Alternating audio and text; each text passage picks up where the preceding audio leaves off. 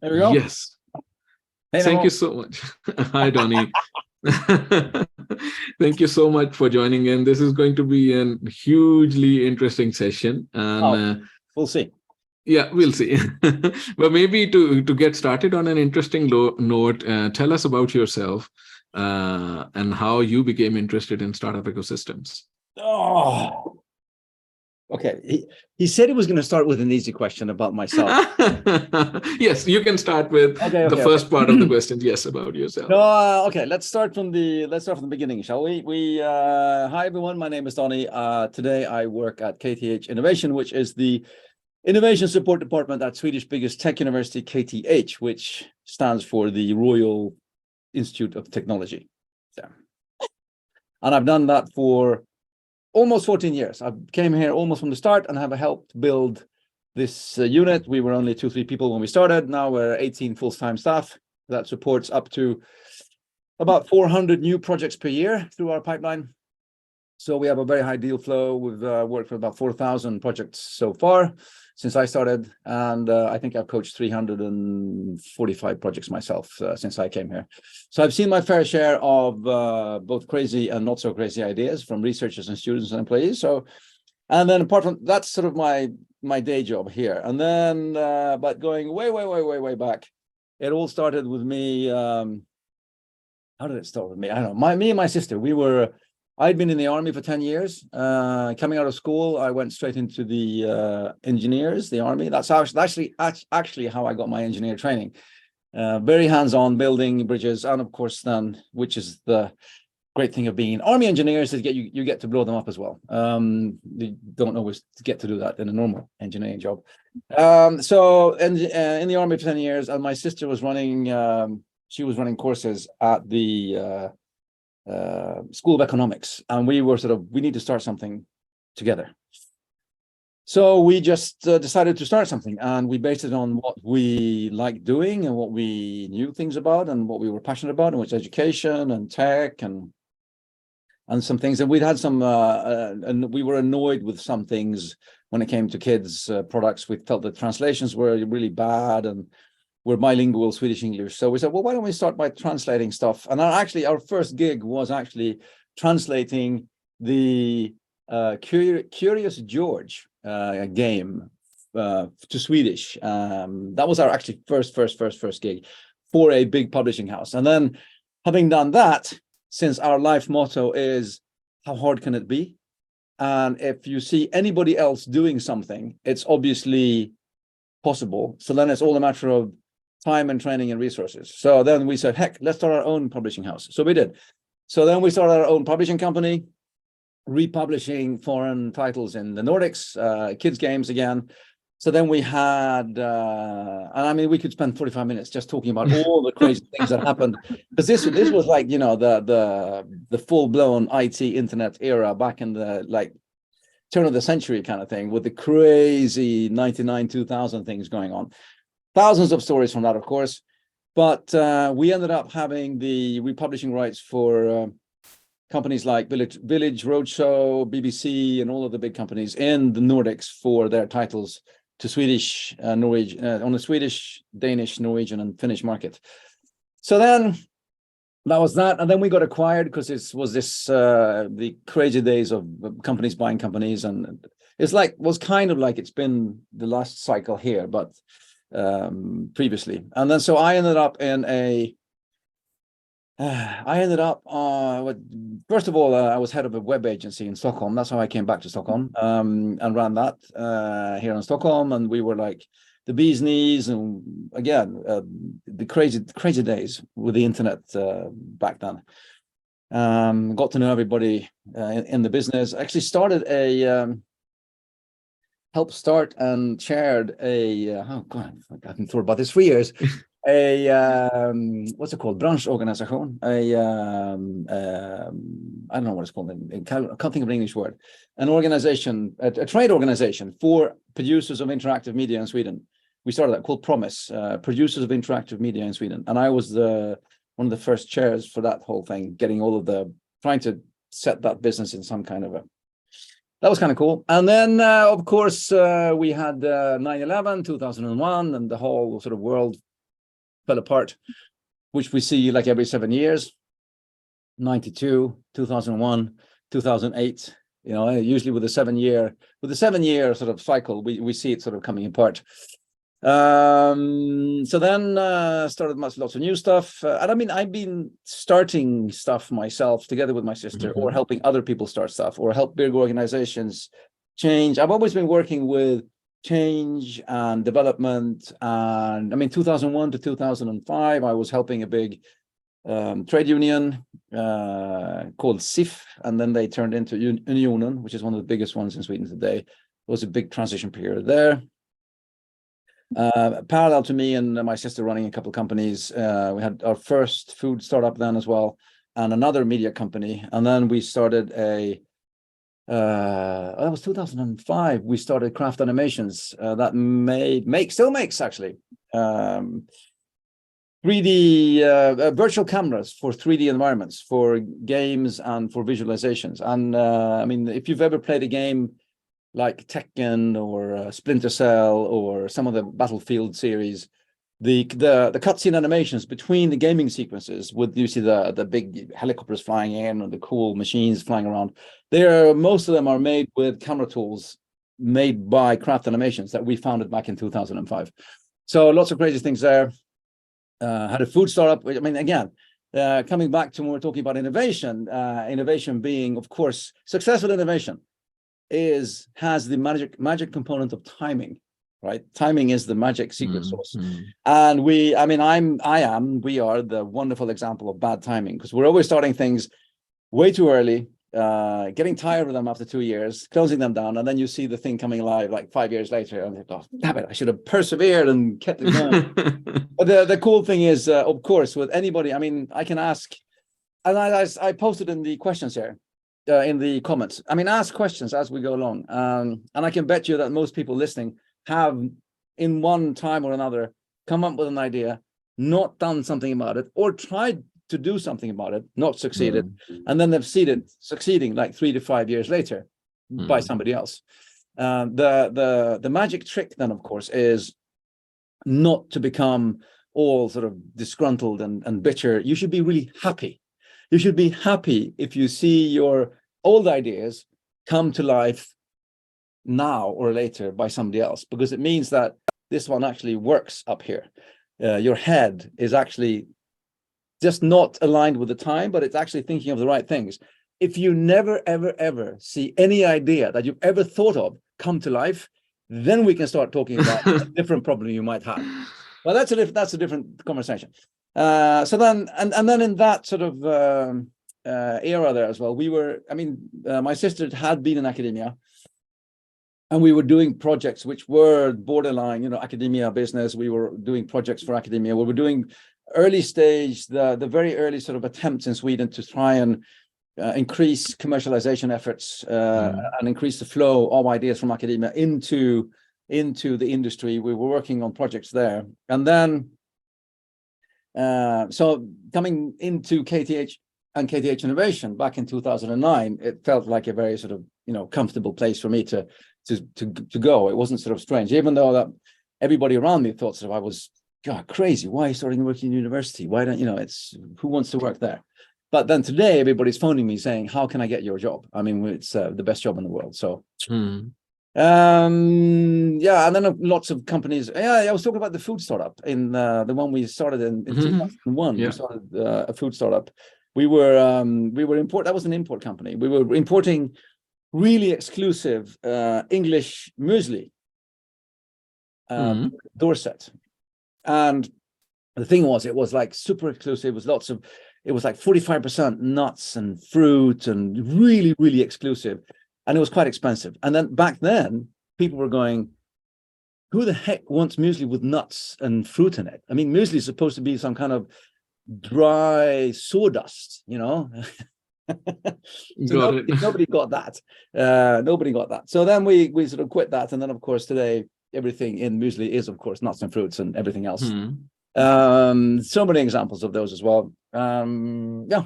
So sorry, I can go on forever, but that's coming up to today when I've been working here for 14 years and still have started a number of things with my sister and running a number of things.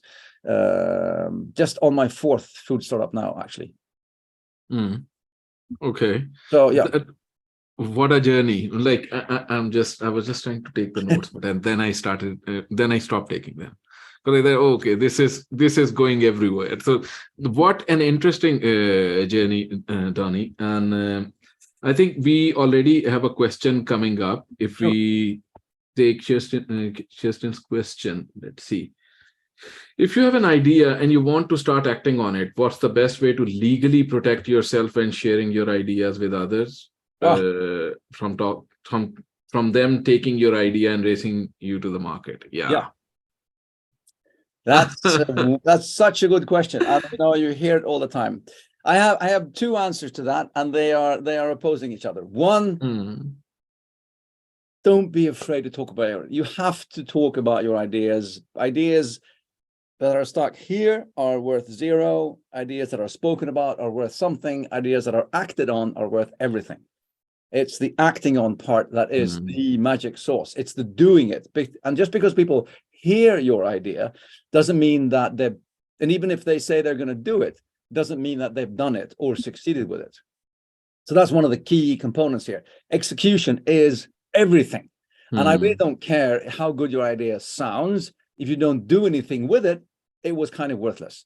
And I mean, one of my startups I had together with friends, I started the first commercially successful, nationally distributed, high protein, low sugar ice cream on the market. And I spent so many evenings and weekends standing in supermarkets and in sweaty sports arenas, giving tasters and demos and things, and getting people to try this new product.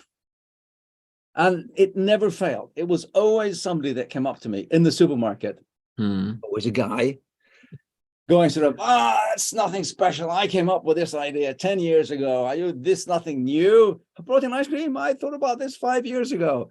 And then I just went, that's cool. Good for you. Who of us acted on it? Who's selling ice cream all over Sweden? You or me? So, execution is everything. Okay. So that's sort of one side of that story. And the thing is, ideas need to be talked about, because you have to talk about your ideas with other people, because that is part of the validation. Because there's two reactions you get. Because one, you tell people about your idea, and they either go, or they go, eh? And if they go, eh, they don't get it. Then it's nothing wrong with them. It's either something wrong with how you've explained it or the idea itself. So you need to get to the part. I mean, you need to get people to a point where they actually want to be, first users, ambassadors, early adopters, and, beta testers. And you need to talk about your ideas and need to bounce them around people, and also use other people in a good way to help you actually develop the idea and add to the idea and have them, another friend, a guy I met in the States when I was there, because I was there for a year and a half, starting something called the Nordic Innovation House for the Swedish government back in 2015. His name is Nir Eyal, super successful, both business developer, but also an author. And he wrote a very, very too successful book, actually, called Hooked. How do you actually create digital services that, hook your users? And he realized with that book that he had created a monster, because it was so successful and all of the social media hooked so many people. So then he wrote a book of how to unhook people from social media, try and save what he'd created. But the story is that when he wrote the book, he invited everybody in his network to proofread, to come with ideas, to come with, so he had 800 people in a shared document suggesting things for his chapters and coming with ideas and commenting on his book, Nir Eyal, and the book is called Hooked. And people were going, are you crazy? You've just given your book away to 800 people. And he was like, dude, you've got this wrong. I'm going to sell this book to 8 million people, and I've just got my first 800 customers. These people will be my ambassadors. They're a part of this book. I name them in the book. They'll be talking about the book. Incredible book, incredible guy. But again, a Frankenstein monster of a method there with the hook. And that's what sort of kind of what has created the whole sort of scrolling mechanism of what we see today in all of the social medias. Anyway, so that's one part of that story. Should I talk to people about my ideas? Okay.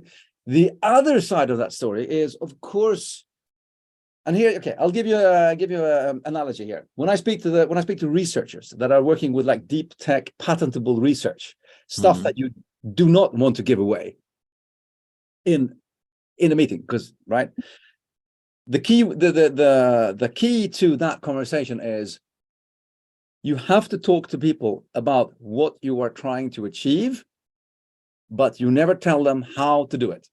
Yeah. Right. So don't be afraid of telling people about your idea in what you're trying to achieve. I want to help make this happen. And then when they say, well, how are you going to do that? We'll say, well, that's my secret sauce. So if you don't mind, if you want to continue discussion, we can sign a piece of paper here, a non-disclosure agreement, and then we can continue talking. So, but the thing is, the problem is that I'm saying we, human beings, we're kind of either or. So we're either clam up and we don't want to tell anybody about anything. That gets us nowhere. Or we have to tell everybody everything because we're so enthusiastic about our ideas, or we just want to tell people how cool it is, or we want to in some kind of confirmation thing, try to be, oh, I hope they trust me, they need to like my tech, and then we tell them everything about the idea, and then we're giving it all away. So find a balance between, yes, you have to talk to people about their ideas, but you don't have to tell them every single, secret source of how you are doing it. That's a good start. Yes, that would be a very, very long answer to a very short question. But but that's really good that you focused on two very important points. One was that, of course, the one with execution, or if you execute, that's the winning point. So if you don't execute, the idea is nothing. It's just a kind of cloud bit, something in clouds. And I think something you talked about also was talking about ideas, but then being smart in talking about it. Yeah. Like, for example, I do a lot of early stage consulting. So most of the entrepreneurs are trying to get their message across, because if you can't get somebody hooked onto your message, you won't be able to develop a startup. So I always ask them to develop a why side, not a how side. So a why side is why you want to do something. Why do you want to change the world? And then that works. It's a very simple. Yeah. So really good points over there. I would like to go, I think there are a couple of questions that are already coming in, but since you do deal with a lot of inflow of ideas at KTH, and then you have your own ideas that you have been acting on, then there's maybe a third stream. So how do you kind of keep track of this thing? Like it's a lot of information points. So I think that's... we are off. At KTH, we are super structured. We have a really heavy infrastructure that we've developed ourselves, and we measure everything, we track everything, we have data points for everything. And that has also led us to develop a tool, a tool called the KTH Innovation Readiness Level, which we have also shared with the world under a Creative Commons license. It's open for all to download. It's used by over 1,000 different users and over 700 institutions all over the world now. But we developed it for ourselves, and that's what we sort of build all of our programs and all of our coaching and everything that we do around. So I can recommend anyone who's working with an idea, lone inventors in teams or incubators or whatever, give it a go. KTHinnovationreadinesslevel.com. It's free to use, free to download. We have a big community on LinkedIn, over 300 people now, users on the LinkedIn group. I give open webinars every week on it. Next Tuesday, I'm giving an open webinar on the readiness level, Tuesday afternoon. You can free to join. Just check it out on LinkedIn. I'll walk you through the basics. We have people from all over the world using it. The community is growing. It's becoming common language. The whole Swedish innovation system uses it. Vinnova, the Swedish innovation agency, uses it. So anyway, so one part of your question is we're very, very big on structure and infrastructure, because we knew from the start that we were going to get a high deal flow. And then heck, we work with, we're only 9 coaches working with given any given time, like 300 projects. So we have somewhere between 30 and 50 projects each that we coach at any given time. I might have the lowest number of cases because I do most of the external work for the department. So I only have 34 projects that I'm coaching now. And apart from that, I'm also the head coach for the new cohort of the pre-incubator. That's another 20 projects that I'm head for, and 1,000 other things that we're doing. But that all needs infrastructure. Okay. So that's one part. And then when it comes to the private things, and that's something I need to add, which is a very, very, very important thing as well. Me and my job here at KTH Innovation, we have a full, transparent, full disclosure relationship. My boss knows everything I'm doing. There can never be any question about me doing something which is questionable or competing with anything I'm doing here, or anything like that. So everything is above the board. I mean, I've signed papers, both ethical and legal, for confidentiality here. So it's super important to keep things very, very, very separate. Also, when we work with cases here at KTH Innovation, I mean, as you understand, in waves we get 4 or 5 ideas, more or less, that are more or less identical, about trying to solve the same thing because people have read the same papers or they've gone to the same course. That's how innovation happens. If you come up, I tell you what, if you read a paper today and you come up with an idea, you can bet yourself that if you just do the math, how many people on the earth? 10 billion. How many of them are like kind of in a country that has some kind of similar kind of, well, let's give it like, let's say low numbers, like 1 billion people. Okay. So 1 billion people. And how many of them are like into tech? We'll say 20% of those. That's 200 million. And how many of them are into thinking about new ideas? That's another 25%. Let's say 25 million people. So 25 million people will actually have potential to have exactly the same idea that you had this morning. 25 million people. Of them, say another low number.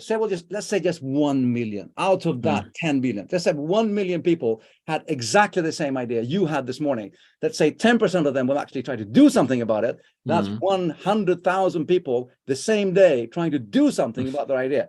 That's your competition. So it's ideas come in waves, right? Yeah. So when you go, nobody has ever thought about this before. It's kind of, different. Yeah. Well, but we're very, very good at when similar ideas come in, we separate them. They have different coaches.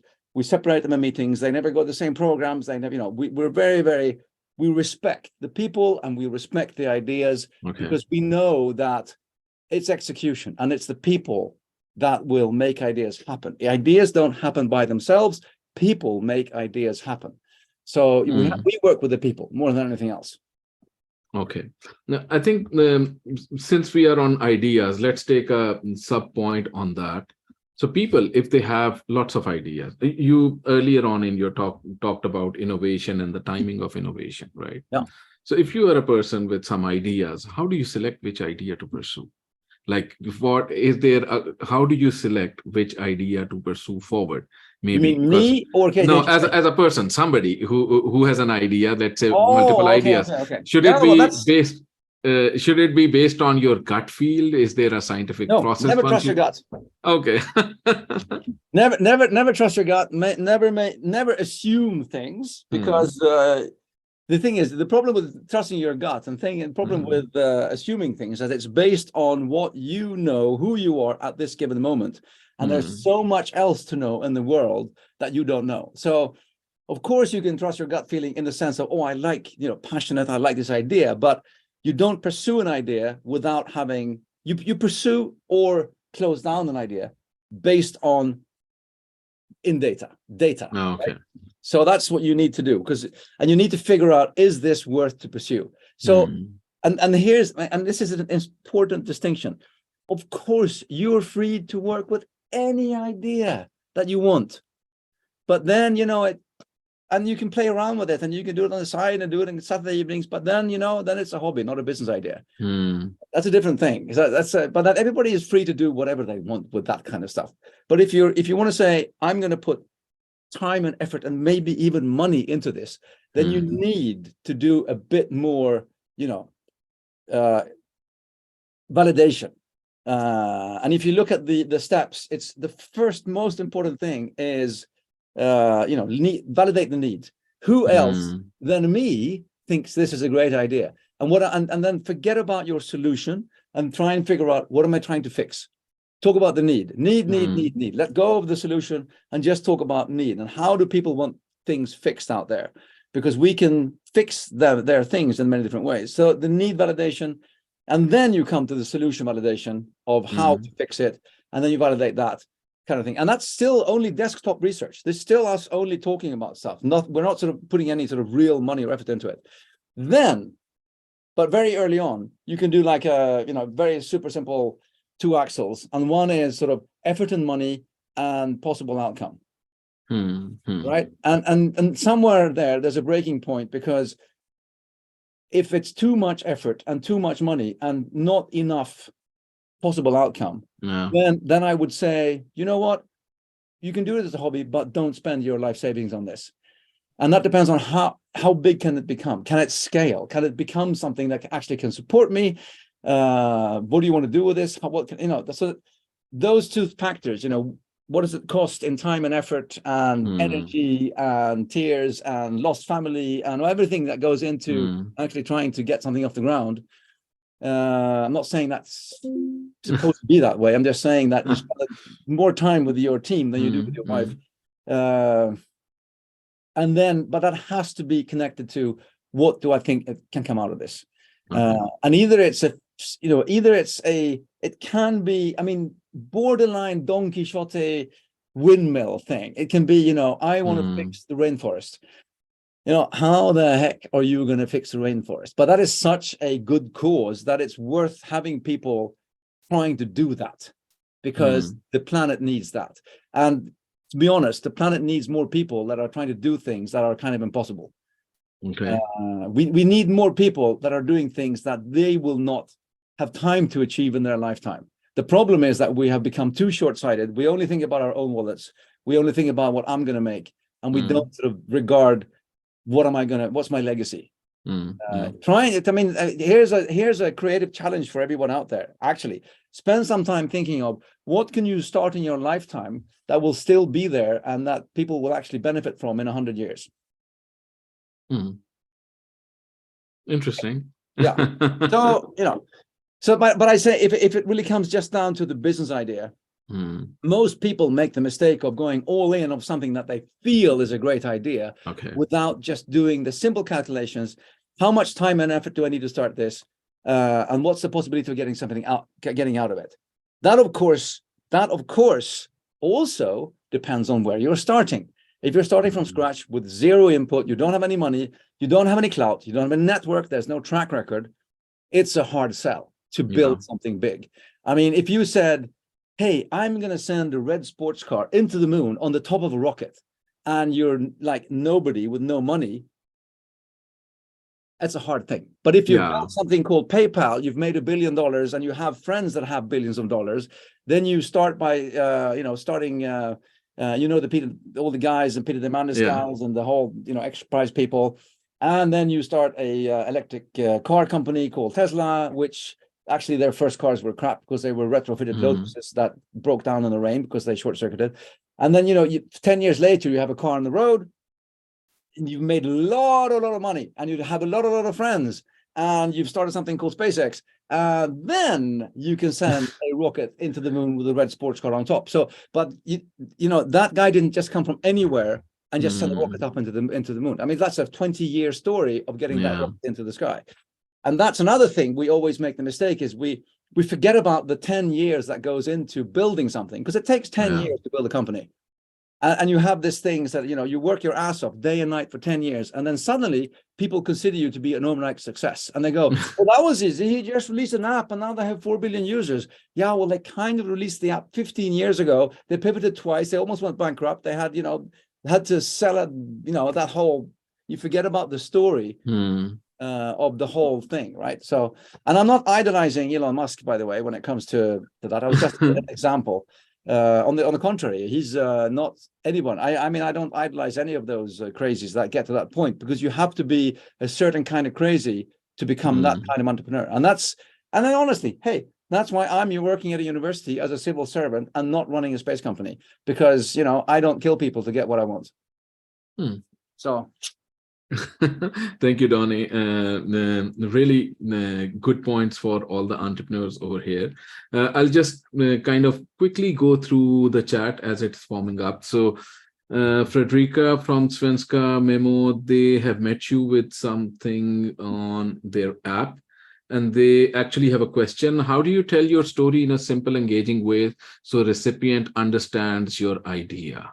Good, very good. You said it yourself. I mean, you had a good why slide, but here's a trick I tell all the researchers, because they're the ones that tend to be kind of, introvert techie kind of thing. So here's the thing. Okay, so imagine you have 2 minutes to describe your idea to somebody. If they don't know what you're talking about and they are not your peers, so they don't know tech, leave tech out of those 2 minutes completely. Don't talk about tech. Talk about what you want to achieve. Talk about what you want to create. Talk about why you exist.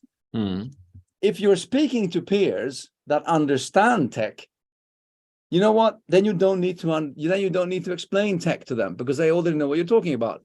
I.e., leave tech out of it. Okay. Never go tech. In 2 minutes, you can easily describe your idea, what you're trying to achieve, what's so good about it. Heck, you don't even need 2 minutes. In a 60-second pitch, you can come quite far when it comes to working with anecdotes and analogies and just things. But storytelling, it's about telling a story. And here's an example. There's an internet, not a phenomenon, but there's an internet thing. I don't know if you've seen them, but that's a really sort of inspiring thing. It's one sentence horror stories. Okay.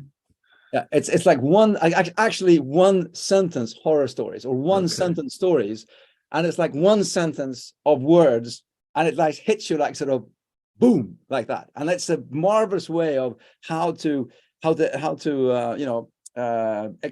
exemplify how you can use a few words to actually create. It puts you in a setting, it immediately and it makes you think as well. So you don't need 10 minutes. Okay. You don't need 10 minutes. So on timing, we have a follow-up question. Donnie, do you think you can capture someone's interest with a 2-minute pitch, or should it be 3 minutes, 5 minutes, or some other? No, I mean, the thing is, it should be as short as possible, because you only have so much time before you can see their eyes wandering off, and you can hear them thinking about, let's see, when I was going to pick me up with kids again, what I'm having for dinner tonight. I might make some, I haven't had goulash for a while. I might have some goulash. Sorry, you were saying? I sorry, you were talking, oh yeah, the tech. Yeah. So you only have so much time. So you keep it shorter, because what happens is, here's another mistake we always make. This is pitching, this is sales, this is the key secret to sales as well. You will never settle the deal, get the funding, get the sale in the first meeting. Yeah. Every meeting's only single purpose is to lead to the next meeting. And the next meeting can be longer, and the next meeting can be longer. Hey, a sales cycle might be 18 months. You will not sell something in the first meeting. You'll pique their interest. You'll get them thinking about, hey, this guy Emil, he seems like a good guy. Let's get a meeting with him. He seems like a nice guy. What does he sell? I don't know. We spoke about the weather. We had a great time together. How long did you talk? About 2 minutes. We just talked about whatever, and then, because everything is relations. Okay. Relations. So that's a really good thing. So, but remember that. Don't try and get everything into your pitch. Get them interested, so they say, this sounds interesting. Tell me more. Then you've got them into the next wave of information. But less is more. Here's the me packaging that is increase communication by reducing information. Okay, that's a good one. Yeah. Okay. Using it. And of course, I'm the perfect example of that, because I've said like 200 million words now yeah. So everybody record this, and then you can replay it at half the speed, and then you can actually hear what I'm saying. So, yeah. It's great. And I think that brings us to the next question. Savina has a question. What is your fuel? My fuel? What powers you? Maybe that's what they mean. What drives your passion? Yeah. Oh, I get that question a lot. No, but it's people and ideas, Mhm. and usually I only need to wake up in the morning, and then that's it, and then I'm off.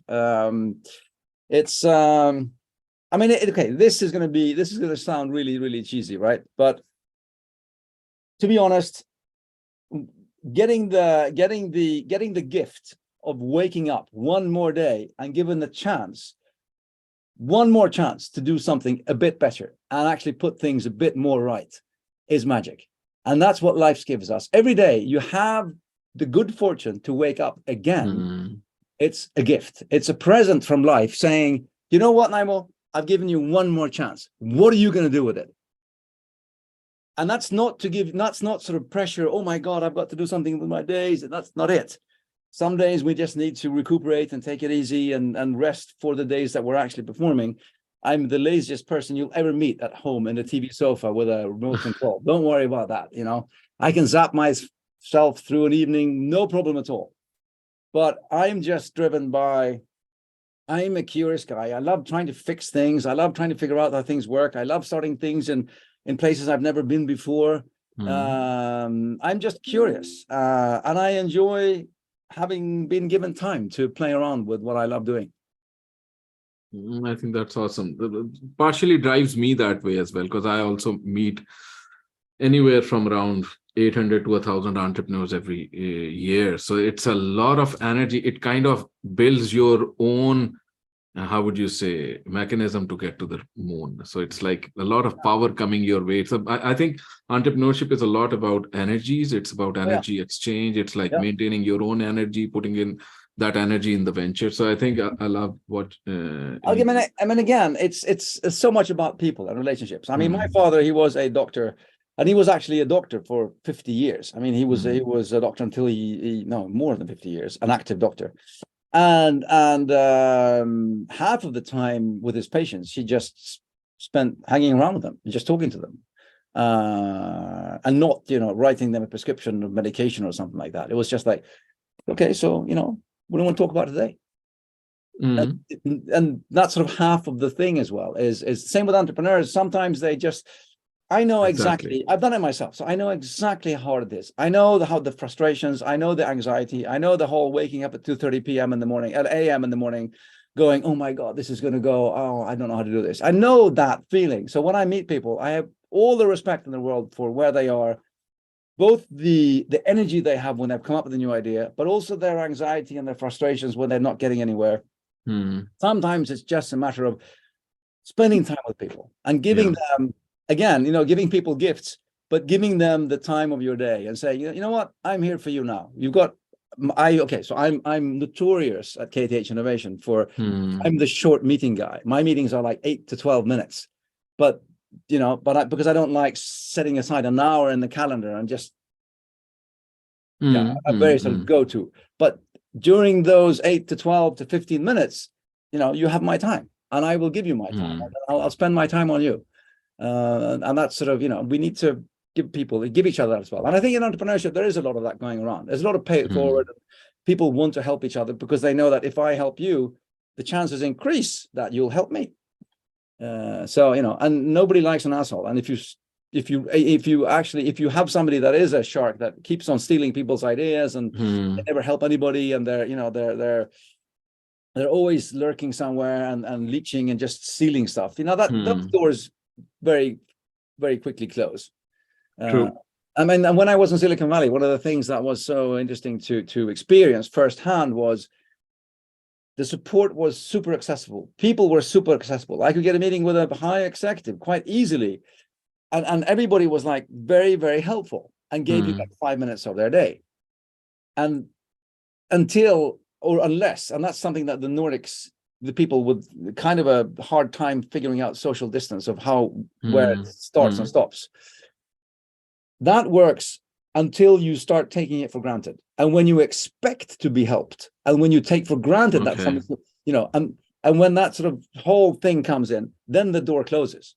Boom. And I'm kind of the same thing. If you come to me, I mean, I will, and my colleagues, we break our backs trying to help our project succeed in any way we can. I mean, seriously. But the day they sort of strut in here and sort of expect our help and, go sort of, where's my help? Yeah. We'll go, well, it's probably over there because it fucking ain't here. Yeah. Awesome. Okay, we'll move to a couple of questions coming in from audience. So Tobias has a question. So this is on KTH. Yeah. Are you working with growth hacking as a method at KTH? As growth hacking as a method? Yeah, I mean, a big part. I mean, when they come to us, they have something that they think that they can commercialize. So a big part of what we do is exposing it to the market, getting some kind of need feedback, getting some kind of solution feedback, and validating it. And as soon as it's good to go, we start designing strategies for how is this going to go as quickly as possible into the hands of the first users or members or whatever it is. So yeah, that's a big part of our methodology, is working with that, I'd say. Got it. Then Dr. Arshad has a question. How important is market validation, and what is the best and smart way for it? How important market validation? That's it's everything. I mean, if you don't even it's if you don't have a market, then you don't have anything. And then of course you can argue, yeah, but if I'm working on some technology which is 10 years from the market, then it's, yeah, of course, then it's timing. Then it's a timing issue, right? But if you look at, I mean, I have when I do presentations on creativity and innovation and successful innovation, one of the slides I have is a model of a person and how, you know, where the mental ability for our users to understand innovation stops, and then how far our ability as innovators to see continues. And those arrows don't, you know, they aren't connected. Ours is 10 years ahead of the user. So it's finding that sweet spot. I mean, and this is another thing. Back in the 50s and 60s, there's a guy called Raymond Loewy, who's you know, he called the father of industrial design. He's designed all of the, you know, 50s and 60s famous designs in everything from trains to cars to cigarette packets to whatever, like Raymond Loewy. Okay. And he had a principle called Maya, M-A-Y-A, the Maya principle. And that stands for most advanced yet acceptable. So what is the most advanced design we can create that still is acceptable with our users? So, you know, designing for the future, but matching it with our users' current perception of what works.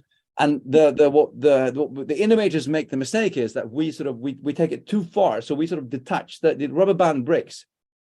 So we're too far ahead of what they can buy or what they understand.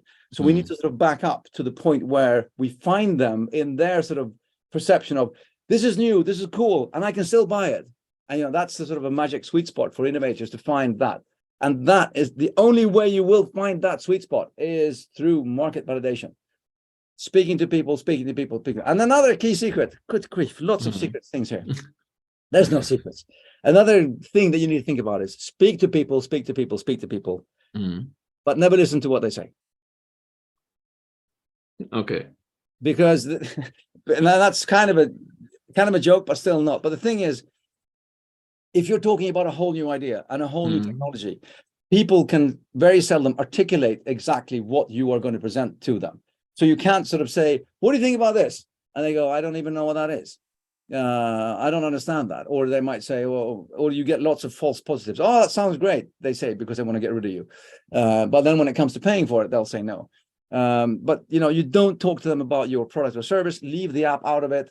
Just only talk to them about pains and gains. What do they want to have fixed? What would they want to have more of? I mean, the joke I usually make is that 20 odd years ago, nobody was lying at home in a sofa saying to their spouse, oh, honey, I wish I had a plate of glass this big on which I, with a swiping motion, could consume media. I mean, nobody sort of said those words, but when they got the smartphones and the iPhone and the iPods and everything, it was like sort of, oh, this is magic. I've always wanted to have one of these. Yeah, but you didn't say that 20 years ago. So the magic innovation sweet spot is so much sort of, you know, connecting their perception of pains and gains with what you're trying to present. But don't go out and shove the product under their noses to start with. Start by just understanding, what do they need in their lives. Okay. I think those are excellent points. We have a follow-up question here Yeah. from Dr. Arshad, and then I have a question. I think Yeah. let's take those two to wrap up our discussion. What are key parameters in evaluating your startup and time to approach for VC funding? VC funding. Okay, well, you don't jump into the deep pool with the sharks without a shark cage and a shark gun and everything. So I don't understand why people keep on jumping into the deep end with the sharks in swim trunks and no protection all the time. And VCs are sharks. They are in business to make as much money as they can for themselves or for the people who put money in their fund. They're not in business to be your best friends. Remember that. But that's okay. We can use them for sharks as well as sharks, because sometimes sharks are a good thing to have. I'm just saying that, don't think that they're your best friend and you're all hunky-dory, because when times are like this, they'll go, sorry, not making any money, pull the plug, goodbye. And you're going, yeah, but I thought we were. No, we're not. I'm looking after the money, not you. So having that said, when you're working towards VCs, just take it as far as you can. Don't bootstrap yourself into an anorectic state of, death. We don't want that. But at the same time, the more you can build yourself, and what do people look for? It's like you don't go to the bank asking for money when you need money, because then you're desperate. You don't ask for VC money when you're desperate, because people can hear you. It's like, and again, it's relationships. Who wants to be picked up at a bar by a desperate person who only wants to do something for a very short period of time? That's not an attractive thing. And the same thing goes with startup. And the desperate startups aren't attractive. It's a very hard sell. But if you really sort of build yourself up, you get traction, you get users, you get paying users, the magic part of everything. And you show that you're actually getting somewhere. Or even if you're not sort of showing black numbers yet, but at least you have a clear path to profitability. You can show that, look, I've started here. This is how it's going to work. We're going to growth hack our way up here. This is what we're going to do the coming 2-3 years. And if the stars align, it should be a good thing. Then you have a good sell. So I'm talking about VCs now. I'm not talking about angel investors or early stage funds or anything like that. I'm talking about VCs. We need to stop the whole run to VCs and get money and build something. That's an old paradigm of have an idea, throw money at it, build it fast, fail fast, and it didn't work. It doesn't matter, because that's not the way to do things. Okay. In my book, that's not the way to do things. This is a long-term approach. It takes 10 years to build a company. You start by validating the idea, the market, the solution. You get something out there. You get people interested. You get them paying your bills. And on that, then you can actually risk taking in money or not. And then you build something that works, and then build something for the future. So I think that's a super, super thing. And we've been teaching people the wrong things for the last 20 years when it comes to how to run a business and how to build a business and how to take care of the world. So Sweden is an incredibly innovative country, and we have a long history of fantastic, big, innovative people that have built we're standing on the shoulders of giants here today, and all of the things that we are now sort of reaping the harvest of, right? The last sort of 70 years of building Sweden. But the problem with today is that we're harvesting the fruit by cutting down the trees, and so there's no orchards left. So we really, really need to be, and then this is me sort of kind of switching subject here, but we need to start, planting and building and looking long-term again, and stop looking short-term. Short-term is a stupid way to see things, so, but if you're going to go for any kind of VC funding, make sure to have a solid idea. If nothing else, you have to have a path to profitability. How are you going to make money? How is this going to work? Where is your uptake? Where is your traction? Where are the people? Which networks are you going to utilize? It's so many things that goes into building a solid, good business case that people will look at. And then it's people, because I will look at you and I'll actually, even though I'm looking at the business plan, I'll look at you and I go, do I trust this person to be the one that will execute on this idea? And then you need to come across as the trustworthy person who will execute on that idea. That's, it has to be, it's all about people. Great. I think a lot of interesting, yes, great advice on VC funding. Thank you, Dr. Arshad. Okay, great. Let's wrap up our discussion with, we had a point on purpose-driven entrepreneurship. If you could tell us a little bit about Entrepreneurs Without Borders, that's maybe the closing point. Yeah. Oh, okay. Entrepreneurs Without Borders. Well, I mean, that's sort of kind of what I've been doing here for the last 14 years, but trying to do the same thing in the world. So it's a non-profit that is aiming, that helps impact startups scale and grow. And our two sort of whys, the reason we exist in the foundation is, one, create jobs. The need for getting people into being able to support themselves is enormous. Pre-pandemic, sub-Saharan Africa needed 1 million jobs per month just to support the younger population that's coming up into, work age. Okay. Get people into work, and all over the world. I mean, that's the thing. That's number one. And number two, reach the SDGs, the Sustainable Development Goals. We're backed up 2 years with the pandemic. Of course, we won't fix everything by 2030 because that's just this close. But heck, we're going to give it a good run for the money. So we're trying. So get people into work, reach the SDGs. So we're working with impact startups that are connected to one or more of the SDGs, and then we help them scale and grow so we can both spread good ideas faster that the world needs. And on just bouncing off an old William Gibson quote about the future, but I'll say that, we don't need more tech. We don't need more solutions. The solutions are already here. They're only very unevenly distributed. So we need to distribute the ideas and the solutions more. We need more people in the world saying, hell, I'll build something in my community, and then we'll give them something that already exists, and then they can start something the day after. Because the problem with startups, and here's the thing, I love startups. Hey, I work with startups, but we cannot trust startups to save the world. At least not now, because as I said, it takes 10 years to build a company. 7, 8 out of all startups fail because they have a triple uphill. One, you take somebody with no skills or experience, and then they have to come up with this disruptive idea that nobody's heard of before. There's no market validation based on a technology that doesn't exist yet. So they have like a triple uphill of absolutely failing with what they're doing.